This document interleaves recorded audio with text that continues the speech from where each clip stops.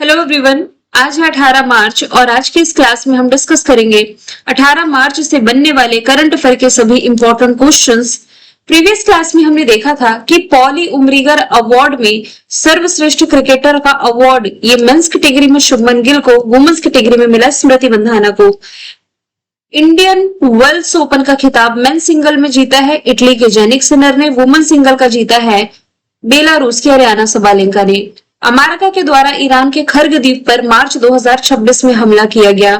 Article number 324 अभी चर्चा में था, जिसके तहत मुख्य निर्वाचन आयुक्त को सुप्रीम कोर्ट के न्यायाधीश के समान प्रक्रिया द्वारा पद से हटाया जा सकता है। हालिया जारी राजकोषीय स्वास्थ्य सूचकांक में ओडिशा टॉप पर है।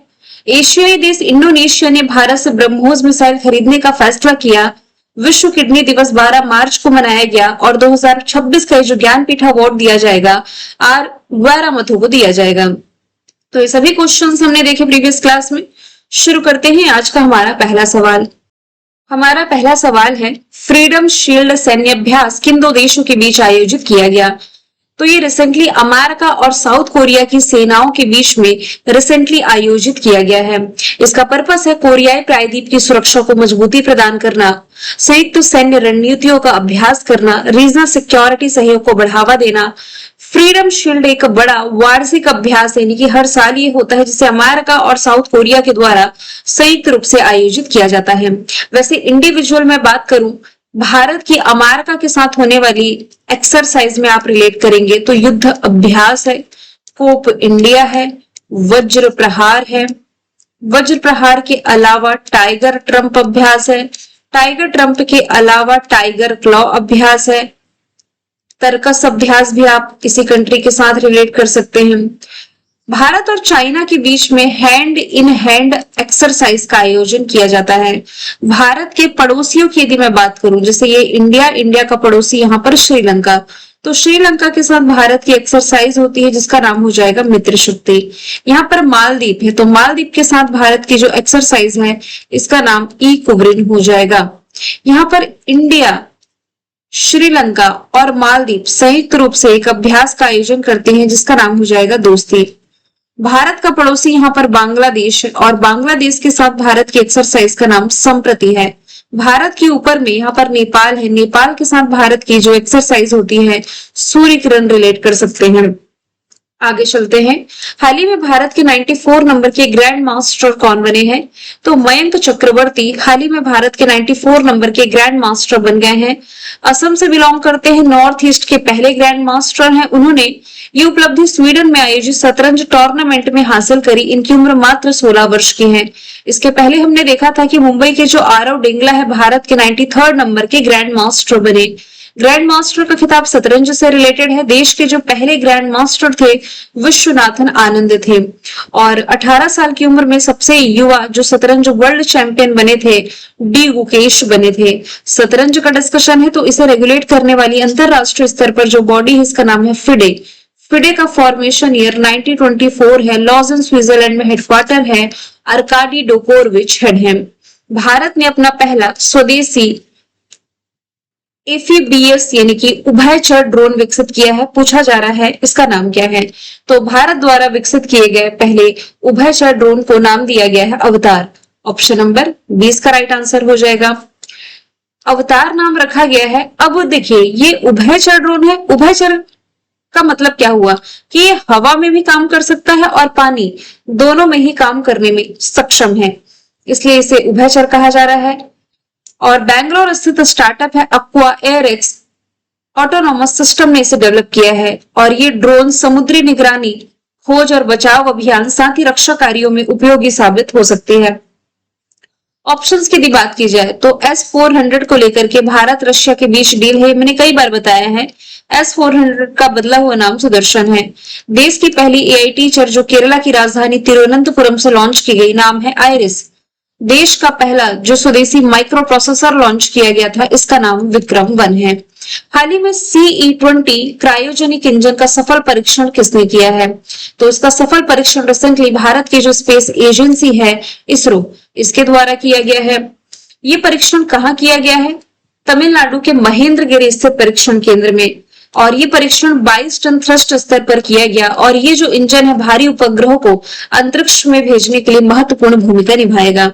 भारत की स्पेस एजेंसी इसरो, जिसका नाम पहले था भारतीय राष्ट्रीय अंतरिक्ष अनुसंधान समिति, बाद में इसका नाम बदल करके इसरो किया गया था 1969 में।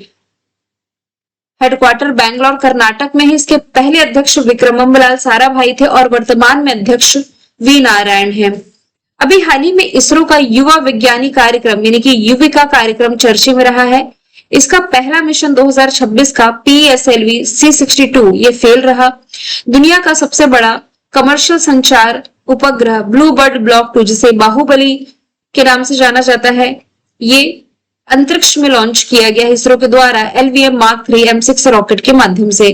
भारत का सबसे भारी कम्युनिकेशन सैटेलाइट जो नवंबर के महीने में इसने लॉन्च किया CMS-03 नाम है। 2027 में इसका गगनयान मिशन लॉन्च होगा। लास्ट ईयर इसका 100वां मिशन सफल था, 101वां मिशन फेल था। PSLV C60 के माध्यम से लास्ट ईयर इसने SpaceX मिशन का सफल प्रक्षेपण किया। पहला एनालॉग अंतरिक्ष मिशन इसने लेह लद्दाख में स्थापित किया और नासा इसरो का संयुक्त प्रोजेक्ट निसार है।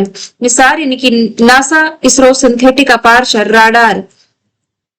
भारत के पहले स्वदेशी पॉल्यूशन कंट्रोल वेसल का नाम पूछा जा रहा है, जिसका निर्माण गोवा शिपयार्ड लिमिटेड के द्वारा किया गया।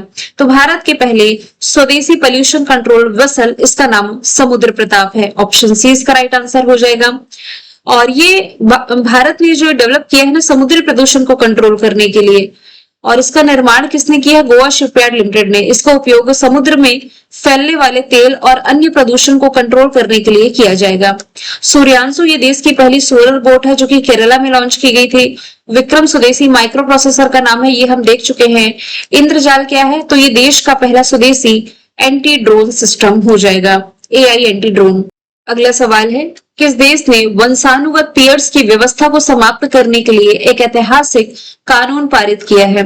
आंसर इसका हो जाएगा Britain. Option number C right answer हो जाएगा। ब्रिटेन की संसद ने एक महत्वपूर्ण कानून वंशानुगत पेयर्स की व्यवस्था को समाप्त करने के लिए ऐतिहासिक कानून पारित कर दिया है। इसका उद्देश्य संसद को अधिक लोकतांत्रिक बनाना और विधेयक जो यहाँ लाया गया ये है हाउस ऑफ लॉर्ड्स बिल। अभी है क्या हेरिडेटरी पीयर्स, इसका क्या मतलब हुआ? इसे आप वंशानुगत सहकर्मी भी कह सकते हैं। मतलब कि ये हुआ कि ब्रिटेन की संसद का जो उच्च सदन है, हाउस ऑफ लॉर्ड्स के सदस्य होते हैं कौन? यही वंशानुगत पीयर्स। अब वंशानुगत पीयर्स मतलब आप ये कह सकते हैं कि इन्हें ये जो उपाधि है ना और यहाँ पर जो बैठने का अधिकार है अपने पूर्वजों से विरासत में मिला है। इनकी योग्यता के आधार पर ये नहीं दिया गया है। इनके पूर्वजों से जो चीजें चलती आ रही है तो ये जनरेशनल पास होते गई हैं और ये विरासत में मिलती आई है, ये सत्ता है ना। तो इसे ही समाप्त किया जा रहा है।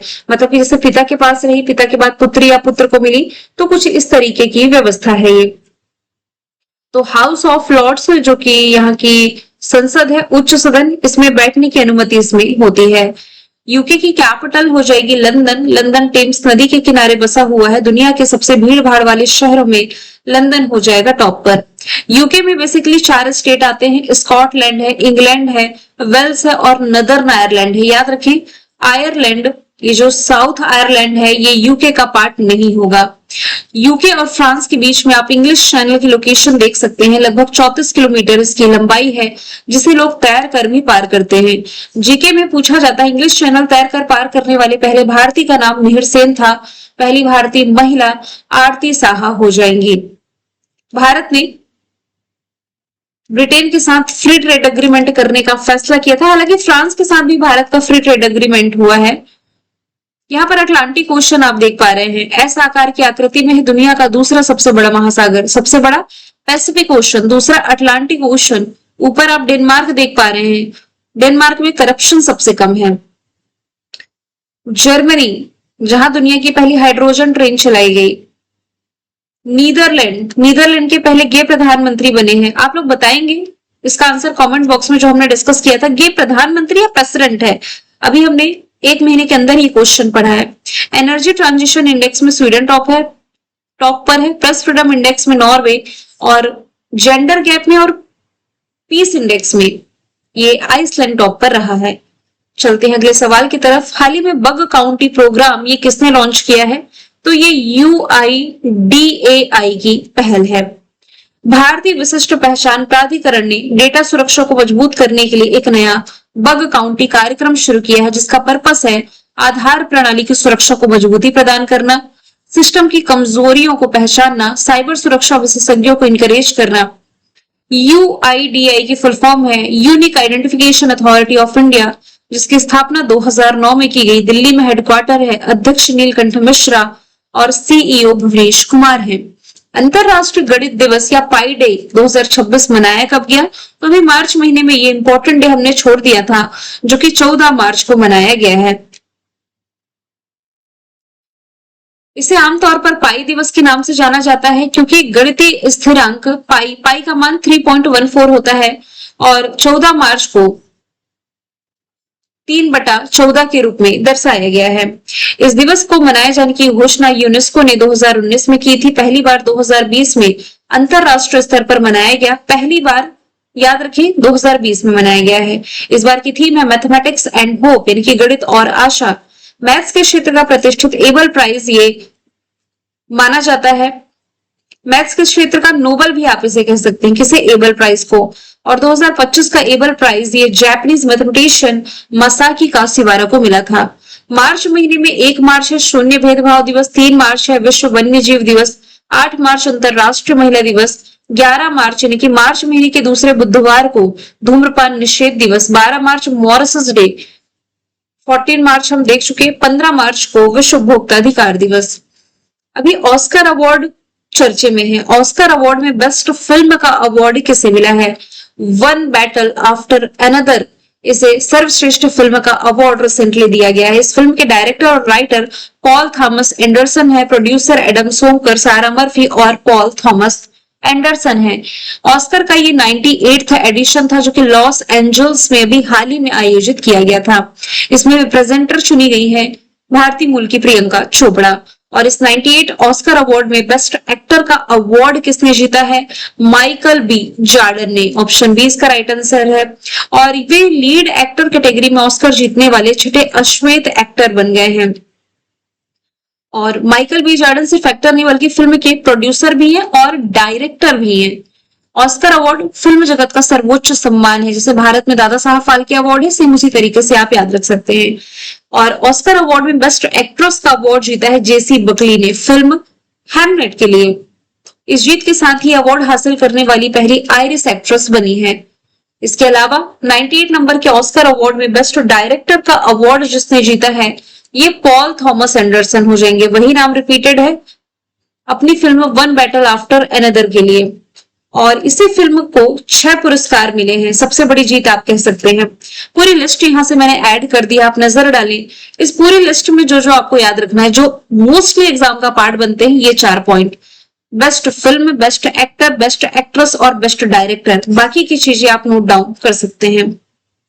मैंने कल आपसे पूछा था 138 वर्ष पुराना भट्टी रसाला महोत्सव किस राज्य में मनाया गया?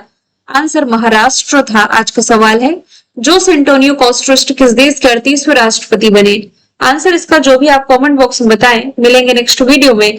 Thank you so much.